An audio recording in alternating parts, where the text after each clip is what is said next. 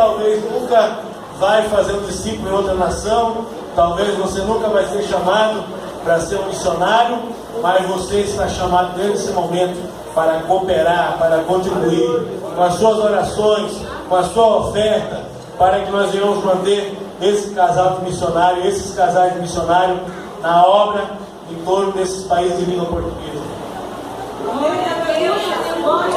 Quero também trazer um abraço do povo amazonense para vocês e convidá-los para passar um culto lá com a gente, uma convenção, uma programação lá em Manaus. Vocês estão convidados, vão ser muito bem recebidos. Vão comer, tomar açaí, vão comer tapioca, vocês vão comer pupunha, suco de cupuaçu e outras coisas. Tá? Aqueles que querem comer jacaré, macaco, a gente dá um jeito. A gente dá um jeito. Tem muito. Nós estamos em algumas aldeias indígenas. Há uns 3 anos atrás, o pastor Beni foi convidado pelo cacique para visitar a aldeia, tá? Visitar a aldeia, e a partir daquele momento então nós começamos a dar assistência para essa aldeia. Numa única aldeia tem mais de 1000 índios, né? Eles eram assistidos pela Igreja Batista, e nós estamos pregando a unicidade, pregando o batismo do nome de Jesus, mas eles estão criando uma certa resistência, porque ainda tem contato com alguns pastores da Igreja Batista. Como os irmãos sabem, eles pregam a Trindade e o batismo em nome do Pai, do Filho e do Espírito Santo. Mas quem verdadeiramente é batizado em nome do Pai, do Filho e do Espírito Santo, somos nós que somos batizados no nome do Senhor Jesus Cristo. Quem entende e crê assim, dá glória a Deus aí. Amém? Então é uma área que tem mais ou menos 3.000 indígenas naquela área lá. E nós começamos já a batizar alguns em nome de Jesus. Hoje eu recebi uma ligação do segundo cacique lá dessa aldeia, quer conversar com a gente. Há uma semana, 15 dias atrás, nós batizamos um casal em nome de Jesus. A filha é filha de um cacique de uma aldeia, e eles estão vindo para Manaus agora para a gente ministrar a palavra para eles, e nós vamos batizar eles em breve. E está com mais ou menos 1 ano, um ex-padre se converteu ao Senhor Jesus, foi batizado nas águas em nome do Senhor Jesus Cristo, foi cheio do Espírito Santo. E nós tivemos uma reunião com o Departamento de Missões Nacional lá em Manaus, e ele disse que tem no norte, na cabeceira do Rio Negro. Você pode pegar no Google, no mapa, procurar saber, conhecer mais do Rio Negro. As últimas cidades são São Gabriel, Santa Isabel do Rio Negro, e lá ele disse: pastor, a minha área de atuação, a minha área de ação durante quase toda a minha vida é naquela região, e hoje tem para ser batizado lá em nome de Jesus entre 3.000 e 4.000 índios para ser batizado em nome do Senhor Jesus Cristo.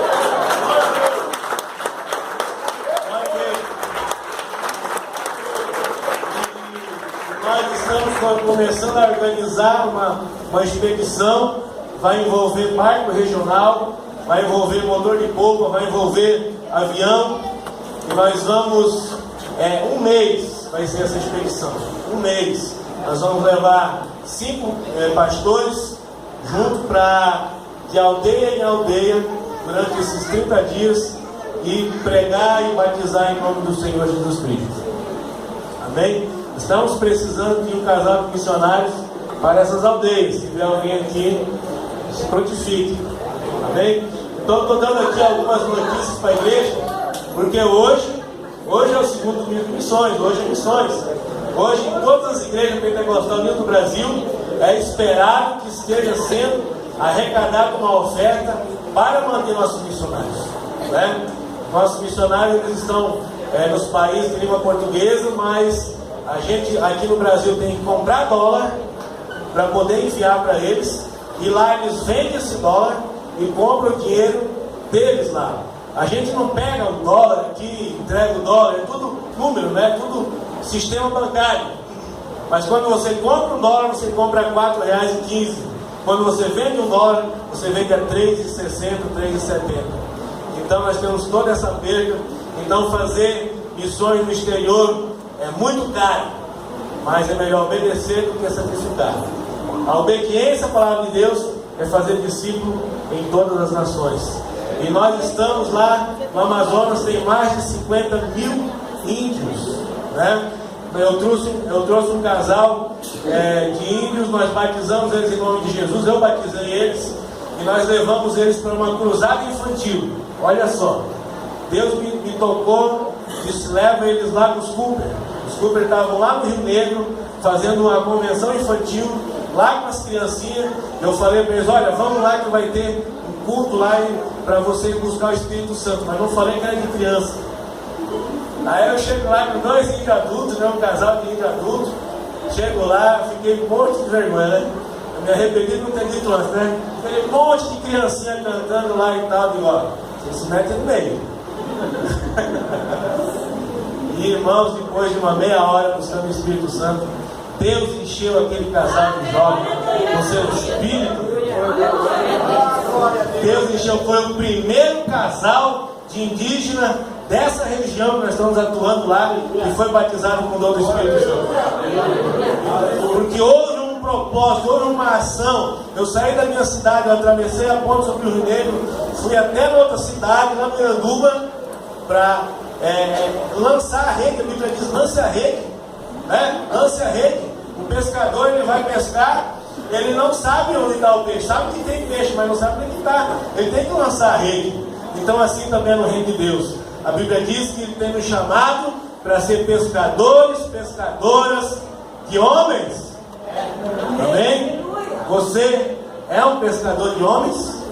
Você, almas, por reino de Deus? Amém? Ele nos chamou para pescarmos, ser pescadores de homens. Ele falou isso para Pedro, e Pedro então foi um dos discípulos mais atuantes, né? Então até comentando aqui sobre ele, que era um homem de ação, um homem de atitude, um homem determinado, um homem que ele não ia retroceder. O Senhor Jesus Cristo podia ter colocado um doutor, podia ter colocado um escritor, alguém assim, mas ele colocou um pescador, ele colocou um idoso, um semi-analfabeto. Ele colocou esse homem lá, mas ele sabia do caráter daquele homem, ele sabia do propósito daquele homem, ele sabia que ele ia morrer, mas não ia retroceder. E é isso que Pedro fez, é isso que aconteceu com Pedro, depois que ele foi cheio do Espírito Santo. Irmãos, um homem e uma mulher, batizado em nome de Jesus, cheio do Espírito Santo, tem autoridade, tem poder, tem determinação, pode revolucionar o mundo. Aleluia. Quem é batizado com o Espírito Santo aí? Levante a mão quem é batizado. Quem não é, tem que buscar, porque é isso que vai te dar força, isso que vai te dar ânimo, isso que vai te dar convicção para vencer o mundo, vencer o diabo, vencer o pecado. E hoje nós estamos no culto de missões. Hoje na minha igreja do Coroado está bem agitado de lá. Hoje o movimento já começou cedo. Já começou com 150 feijoadas, hoje pela manhã, para arregadarmos fundos. E agora à noite, tenho certeza que meu diretor de missões local está com os envelopes dele na porta da igreja, entregando para cada um dos que fizeram um compromisso com missões, um voto com missões, e para trazer para o gasofilácio. E também hoje vai cantar, uma jovem vai cantar lá na igreja, é a Valéria Pimenta, ela está gravando seu primeiro CD. Então nós também estamos apoiando talentos da igreja, nós devemos apoiar nossos talentos, né? E ela teve uma sequência de 4 visitas durante 4 meses, nós estamos apoiando ela financeiramente para ela gravar o CD dela, é muito bom. Espero que vocês tenham a oportunidade de acesso a comprar também o CD. E o ex-padre vai estar lá também, dando seu testemunho hoje, e convocando toda a igreja, porque nós temos pressa. Nós temos pressa, nós temos que ter pressa, pastores. Nós temos que correr, nós temos que ter pressa, porque as almas estão clamando, almas estão morrendo, almas estão se perdendo, almas estão perecendo sem conhecer o nome do Senhor Jesus Cristo. Feliz de você, feliz de você, conhecer o nome de Jesus, que é batizado no nome de Jesus, que é cheio do Espírito Santo. Feliz do pai e da mãe, que o seu filho, que está nos seus braços, que está aí, ele tem a oportunidade de ser batizado um dia em nome de Jesus, de ser cheio do Espírito Santo, porque muitos nem sabem, muitos nem ouviram falar de Jesus, que existe Jesus. Amém? Glória a Deus. Vamos colocar de pé, vamos abrir a Bíblia para ler em 1 Reis.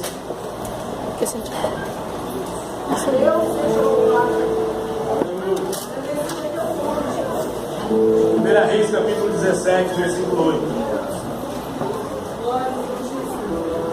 Hoje é culto de missões.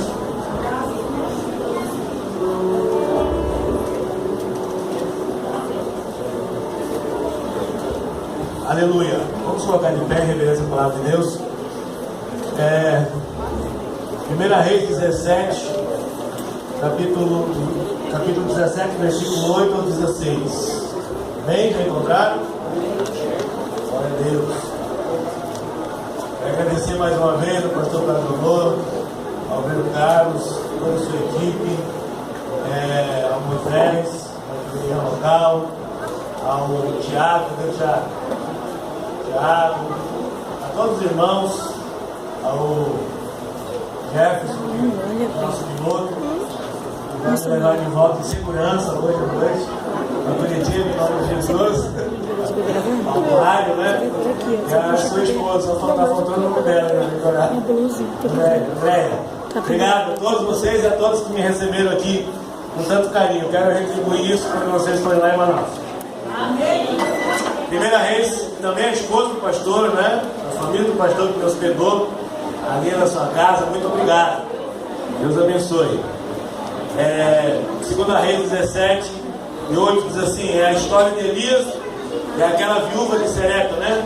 Então lhe veio a palavra do Senhor dizendo para Elias, né? Dispõe que vai a Serepta, que pertence a Sidom, e te demora ali, aonde ordenarei a uma mulher viúva que te dê comida. Era uma época de grande seca, de grande fome, e Deus manda o seu homem de Deus para ser alimentado por uma viúva, né, irmãos?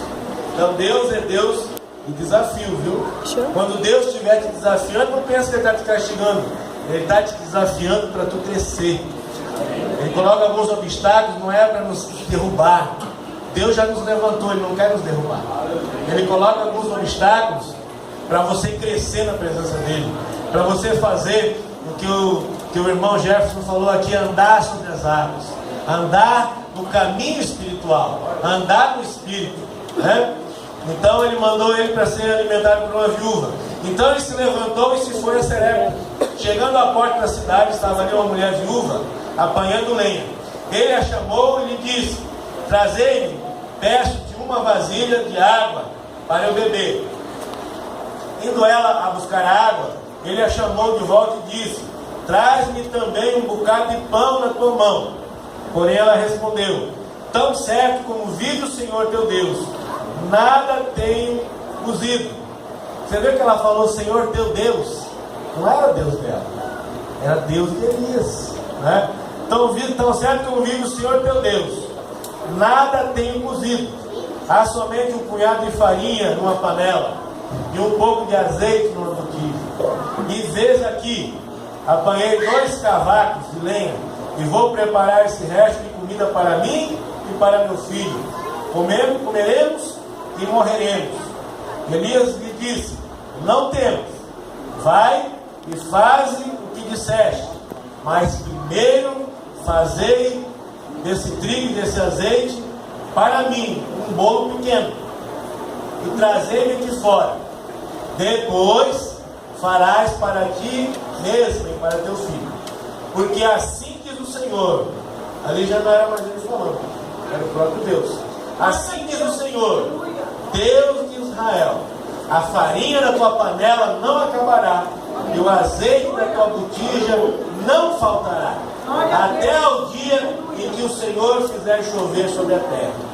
Foi ela e fez, segundo a palavra de Elias. Olha, ela obedeceu a palavra do homem de Deus. Assim comeram ele, ela e a sua casa muitos dias. Da panela a farinha não acabou, e da botija o azeite não faltou, segundo a palavra do Senhor, por intermédio de Elias. Amém. Glória a Deus. Vamos sentar. Quero dar um tema aqui: a presença de Deus nos enriquece. Quem se sente enriquecido pela presença de Deus? Você se sente enriquecido pela presença de Deus? A Bíblia diz que o reino de Deus não é comida nem bebida. O reino de Deus não é comida nem bebida. A riqueza de Deus não é tanta comida, bebida, os bens materiais, mas a Bíblia diz que a riqueza de Deus é o gozo e paz do Espírito. É o gozo e paz do Espírito. É a presença de Deus é que nos enriquece. E aqui nós vamos falar hoje, é um culto missionário aqui, é um texto missionário. Aqui nós estamos vendo a respeito de um homem, de um missionário, um evangelista, de Elias, esse profeta. Ele era um homem separado para servir a Deus, um homem separado para fazer a obra de Deus naqueles tempos. Ele era um profeta. E aqui nós vemos a mantenedora desse profeta, como a igreja mantém um missionário no estrangeiro. Então aqui essa mantenedora desse homem é uma viúva. E você vê que Deus, ele manda Elias. Olha, agora Elias já estava no local, bebendo água de uma nascente e sendo alimentado pelos corvos. Eles traziam pão e carne de meio-dia, pão e carne de noite. Aí quando secou aquela fonte, então Deus disse: vai para Serepta, que tem uma viúva lá, que ela vai te alimentar. Então talvez passou pela cabeça de Elias: mas poxa, Senhor, tem um outro lugar para me mandar para uma casa de uma viúva. Uma casa de uma viúva, numa situação de abundância, já era difícil, porque a mulher naquela época tinha muitas restrições, não podia trabalhar, não tinha a liberdade que vocês mulheres têm hoje, uma liberdade dada por Deus. E você tem que saber fazer uso dessa liberdade que Deus te deu. Os homens também devem saber fazer uso da liberdade que Deus te deu. Nós verdadeiramente somos libertos, mas devemos saber fazer uso dessa liberdade que Deus nos deu. Então naquela época a restrição era muito grande para a mulher. Ainda mais uma viúva, e ainda mais num momento de seca, de escassez, de fome, né? Mas Deus, nosso Deus, Ele é Deus do impossível. Nosso Deus, Ele quer ser glorificado através das pequenas coisas. A Bíblia diz que Ele pega as coisas que não são para envergonhar as que são. Eles pegam as coisas fracas desse mundo para envergonhar as grandes, né? O mundo, a Bíblia diz que o mundo nos odeia. O mundo odeia a igreja. Você é odiado pelo mundo. Você não tem que ser aceito pelo mundo. Você não tem que ser parecido com o mundo. A igreja, a Bíblia diz que a igreja é a luz do mundo, como foi falado agora aqui. A igreja, ela não é para ser aceita pelo mundo. O mundo é que tem que se render aos pés da igreja. O mundo é que tem que mudar. O mundo é que tem que receber e aceitar os padrões da igreja. Aleluia. Aleluia. Então, naquela época, aquela mulher era uma mulher cheia de restrição. E Deus enviou o seu anjo, o seu servo, para ser alimentado por uma mulher nessa condição. Porque Ele quer o quê? Que a sua glória que seja exaltada. Ele quer que a sua glória apareça. Talvez eu pense que Deus, se Ele mandasse muitos empresários, se Ele mandasse ajuda do governo, ajuda da prefeitura, ajuda do Estado, como tem igrejas que tem representante nas esferas municipal, estadual, federal, que captam recursos, que trazem recursos. Lá na minha região, muitas igrejas do interior de outras denominações, elas são totalmente construídas pelos prefeitos, pelos vereadores, pelos deputados, em troca de voto, em troca de um compromisso da igreja, amarrando a igreja com um compromisso de voto. E talvez Deus não queira isso. E Deus não quer isso para a nossa igreja. Tanto é que a nossa igreja, você vê que ela não é envolvida com esse tipo de coisa. Quase não é envolvida com esse tipo de coisa. Como instituição ela não é. Porque Deus, eu penso que Ele quer a glória para Ele. Quando uma igreja é construída, quando uma igreja é levantada, quando algo é feito na obra de Deus, Deus é exaltado. Porque essa igreja, você e eu, é que damos nossas ofertas. E essas coisas são levantadas com o nosso dinheiro, aleluia. E aí o nome de Jesus Cristo é exaltado. Talvez, se Deus tivesse mandado ele para uma casa de pessoas abastadas, de pessoas ricas, né? Até o próprio Elias ia dizer: bom, aqui tem provisão, tem tudo aqui, está tudo normal. Onde está o mundo espiritual? Onde está a fé? Onde está a viver pela fé? Mas Deus manda Elias para uma casa de uma viúva, aonde ela não tinha mais farinha, aonde ela só tinha duas coisas, duas únicas coisas naquela despensa. Às vezes a gente tem uma comida um pouco mais devagar, um pouco mais básica, né? Já estamos reclamando. Quantos dias que aquela mulher estava comendo farinha de trigo com azeite? Será que isso é gostoso? Será que isso tem gosto? Será que é tão bom como aquele pão que nós comemos hoje à tarde, aquele bolo, né, que a esposa do pastor fez?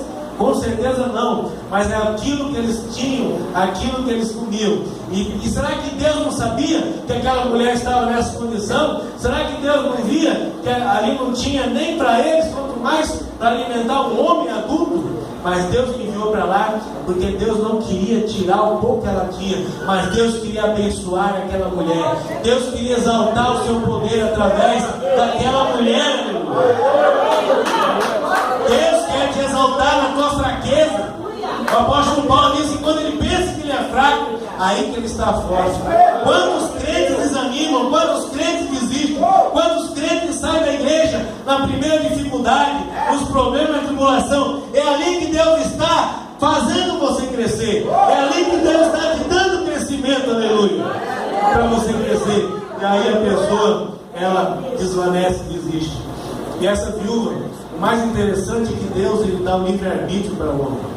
Você tem um livre-arbítrio. Você tem um livre-arbítrio para estar aqui dentro ou não estar. Você tem um livre-arbítrio para se submeter à palavra de Deus ou não se submeter à palavra de Deus. Você tem um livre-arbítrio para obedecer a palavra do seu pastor ou não obedecer a palavra do seu pastor. E essa mulher aqui também, ela tinha um livre-arbítrio. Ela era uma estrangeira. Ela não era uma judia. Ela era uma estrangeira. Ela, se ela quisesse, ela não precisava nem receber aquele homem, não precisava nem falar com aquele homem. Quanto mais dado o pouco que ela tinha para aquele homem.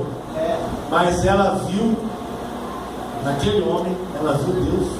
Você vê que quando ele conheceu, ela viu ele, ela falou assim: tão certo como vive o teu Deus. Não era o Deus dela, né? Quando Jacó também lutou com o anjo, ele falou: o Deus de Abraão, o Deus de Isaac. Mas não era o Deus de Jacó. Aí depois da luta com o anjo, se tornou o Deus de Abraão, Isaac e Jacó. Jesus Cristo é teu Deus, igreja? Amém. Jesus Cristo é teu Deus, esse Deus que tu serve. Então eu digo: o teu Deus é um Deus zeloso. O teu Deus, o nosso Deus, é um Deus ciumento. Um Deus que ele não divide a igreja do mundo. Ele diz que a igreja é a sua noiva. E a sua noiva ele não divide com ninguém. O noivo não divide a sua noiva com ninguém. Assim é o Senhor Jesus Cristo. Ele não divide a sua noiva com o mundo. Ou a noiva é do Senhor Jesus Cristo, ou ela não é do Senhor Jesus Cristo.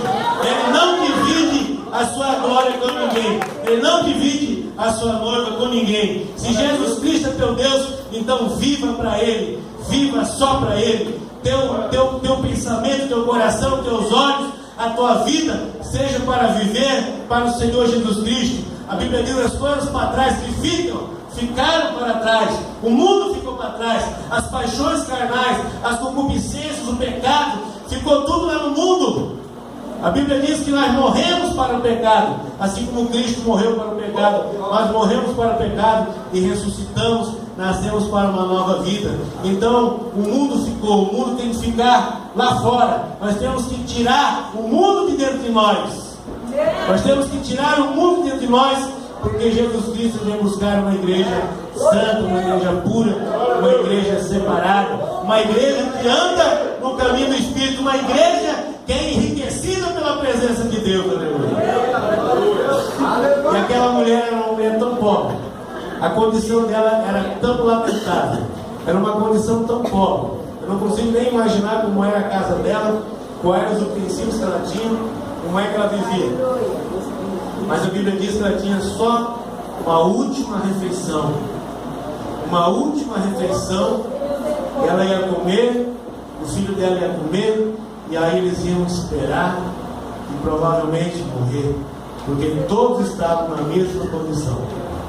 Irmãos, às vezes parece que nós chegamos ao fim do caminho, chegamos à beira do abismo, a gente não vê uma saída, não vê uma porta, só vê a muralha, só vê problemas, só vê dificuldades, só vê tristeza, não vê uma saída.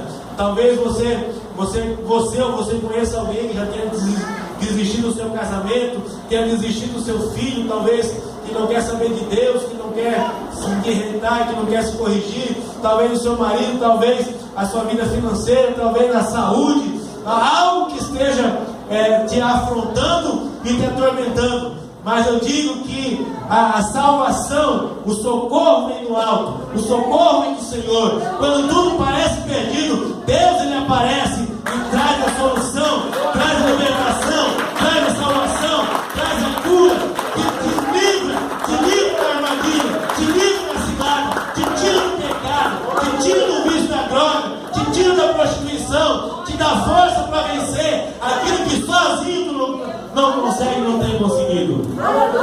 Para de lutar sozinho.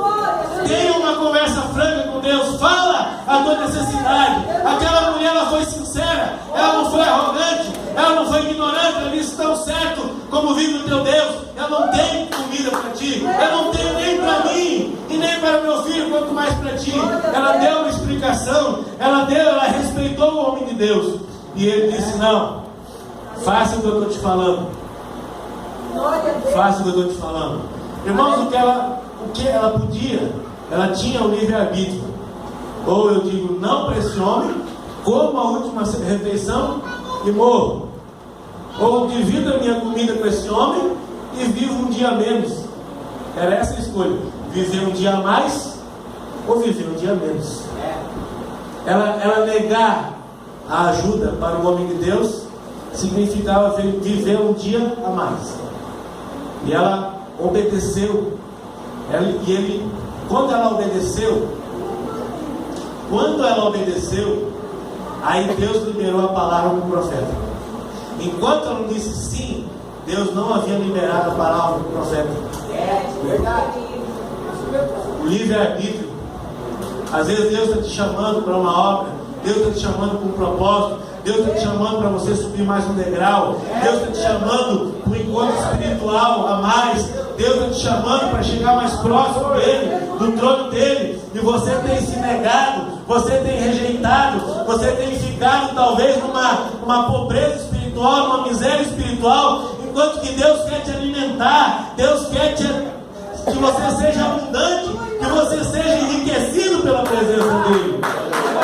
E você tem se negado para Deus, você tem lutado contra o chamado de Deus, você não tem se rendido para servir verdadeiramente a Deus e abandonado o mundo, abandonado o pecado, abandonado as práticas do pecado. Aleluia. Está na igreja, mas o coração ainda está no mundo. Está na igreja adorando a Deus, mas o coração ainda está desejando as coisas do mundo. Eu te convido hoje para romper com o pecado, romper com o mundo e viver verdadeiramente para o Senhor Jesus Cristo, porque Ele quer te levar para lugares mais altos. Ele quer te mostrar o sobrenatural. Ele quer te enriquecer com a presença dEle. Aleluia. Glória a Deus. E quando ela concordou em fazer o bolo e entregar para ele, ele falou: porque assim diz o Senhor, Deus de Israel, a farinha da tua panela não vai acabar, e o azeite da tua botija não faltará, até o dia em que o Senhor fizer chover sobre essa terra. Deus está contigo. Se você fizer um pacto com Deus, se você se entregar de corpo, alma e espírito a Deus, se você servir Deus com integridade e com fidelidade e servir só a Ele, deitar fora os deuses estranhos, abandonar a prática do pecado, se nós fizermos esse pacto com Deus, a partir daquele momento, Ele diz que a tua vida será próspera, a tua vida será abundante, você será abençoado, você será enriquecido da presença de Deus. Nada vai te faltar, nada vai te faltar. Não vai faltar alimento, não vai faltar uma família abençoada, não vai faltar o Espírito Santo de Deus na tua vida. Tudo te irá bem, porque tu fez um pacto com Deus.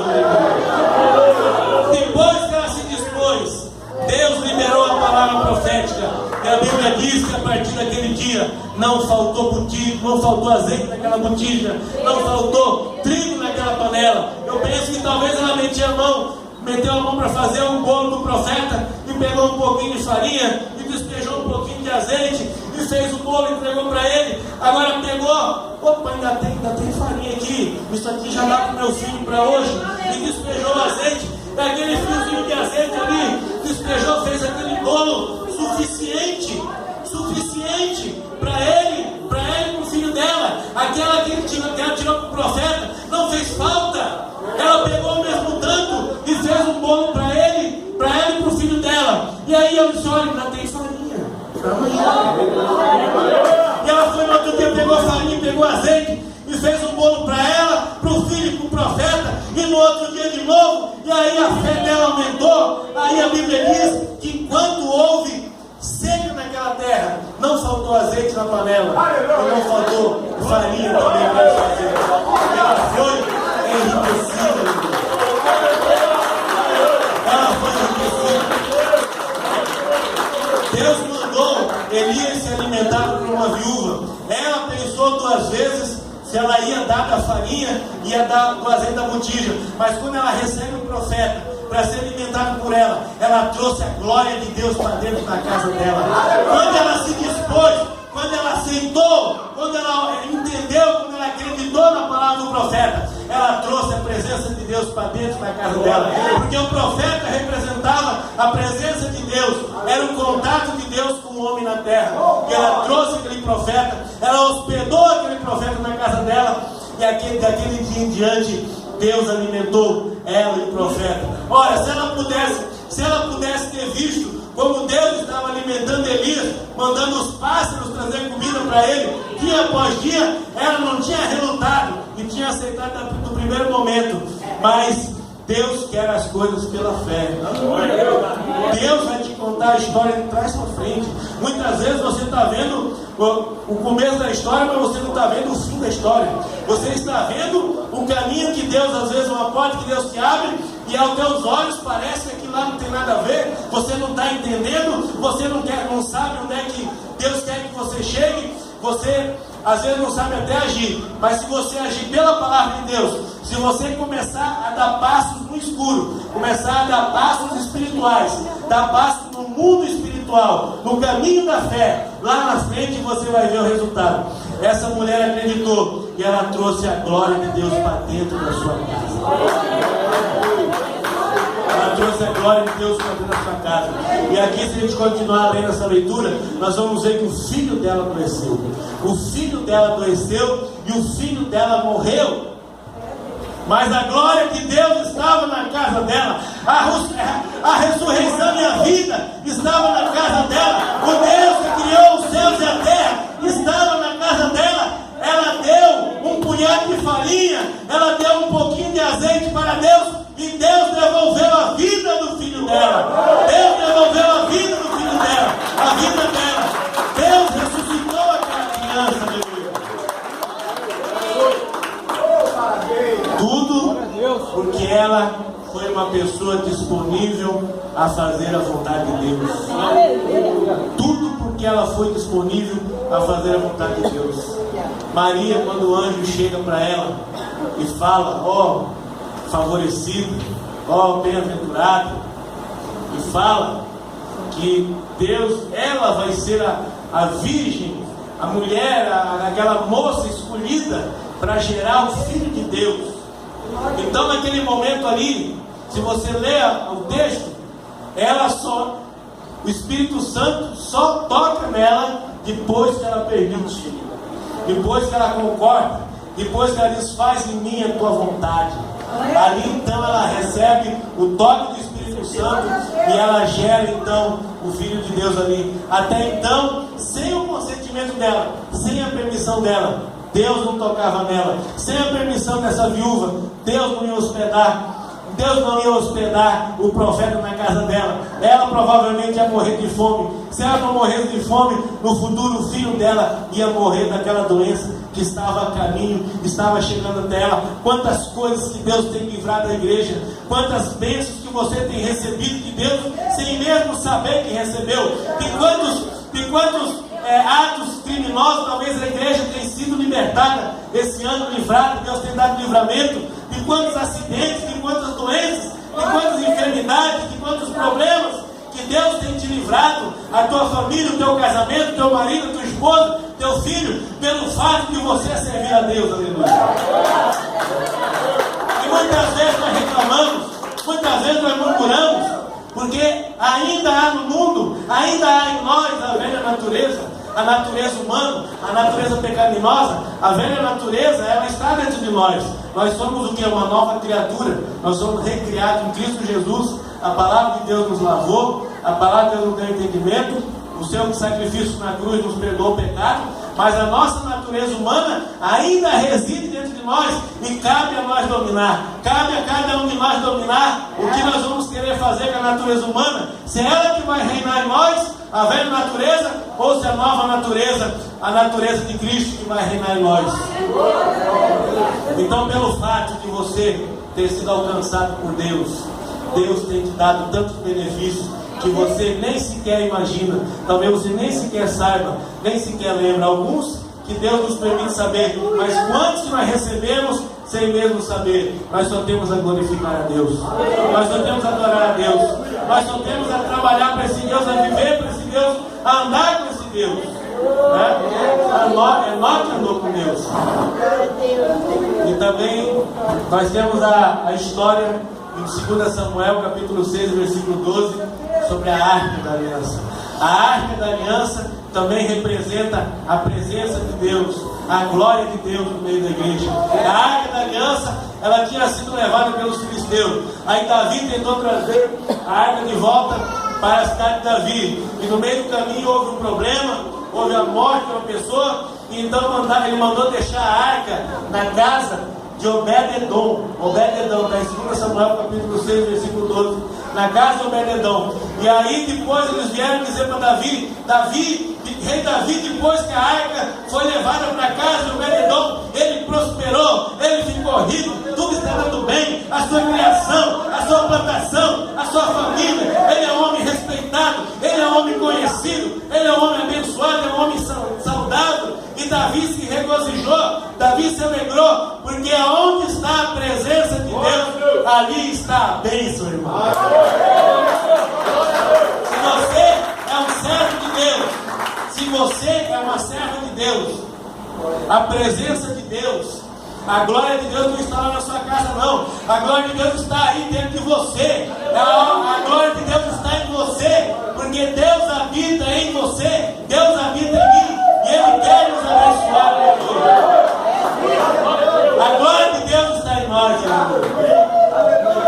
E Obed-Edom, ele foi abençoado sem querer, sem pedir, sem buscar. Deus deu liberalmente para ele, porque ele se dispôs. Ele foi um homem disponível para receber a arca de Deus na casa dele, para receber. Ele estava recebendo a própria glória de Deus na sua casa, aleluia. E a glória de Deus enriquece o homem. A glória de Deus enriquece, aleluia. No livro de Marcos, capítulo 10, 46, Jesus já estava caminhando para entrar em Jerusalém, será aclamado por rei, será aclamado como rei, entrando pela porta oriental, entrado montado no jumentinho, como dizia a profecia. Mas ele sabia que tinha alguém ainda que ele precisava passar pela vida dele. Tinha alguém num cruzamento, na porta de uma cidade, que estava há alguns anos aguardando algo. Talvez a sua esperança já tinha ido embora, mas ele ouvia falar de Jesus, ele ouvia falar que existia um Jesus, mas na condição dele de mendigo, na condição dele de pobre, na condição dele de cego, ele não podia se locomover, ele não tinha quem lhe ajudasse, ele dependia de uma comida, ele dependia de uma esmola, ele deveria ser muito humilhado, ele era rejeitado, ele não era contado como alguém da sociedade, ele era um filho de um rei, mas por causa da sua cegueira, ele foi excluído do trono, ele foi rejeitado, ele foi colocado para fora da cidade, ele não podia nem entrar no trono para adorar a Deus, ele não podia nem entrar no templo para adorar a Deus. E Jesus sabia que tinha esse homem. Os historiadores dizem que Jesus ia aqui para Jerusalém. E parece que todas as cidades convergiam no cruzamento. E aqui então ele já estava para ir para Jerusalém. Mas ele fez um desvio por aqui, porque na porta de uma cidade tinha um cego chamado Bartimeu, o cego de Jericó. E a Bíblia diz que aquele homem tinha ouvido falar de Jesus já.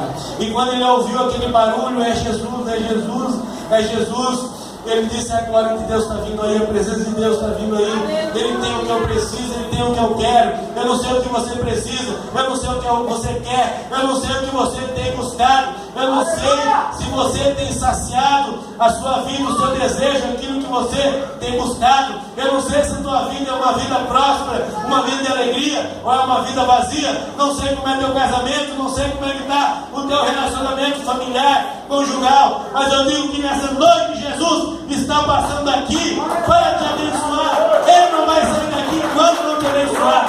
Aleluia. E aquele cego começou a clamar, aquele cego começou a buscar. Se eu fosse você, eu começava a clamar.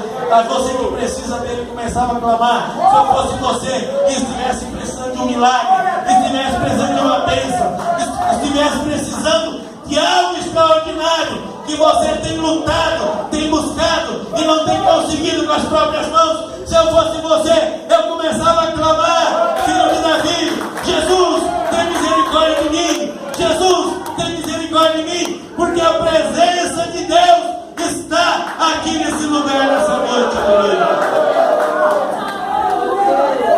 Eu não esperava a hora do apelo, não.